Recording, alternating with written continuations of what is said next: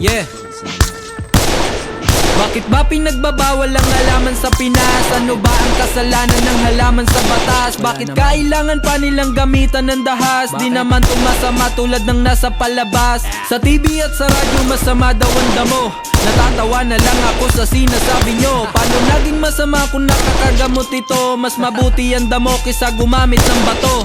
Ang daming Pilipinong bulag sa katotohanan. Hindi nila makita yung halaga ng halaman. Kapag tunaligal ang Pilipinas sa yayaman, ang daming mga tao na ito na matutulungan. Kaya paano naging masama halaman sa mata kung nakakabuti to sa kalusugan ng iba? Bakit di pa illegal sa Pilipinas na bansa? Bakit pinagbabawalan pa rin to, putang ina?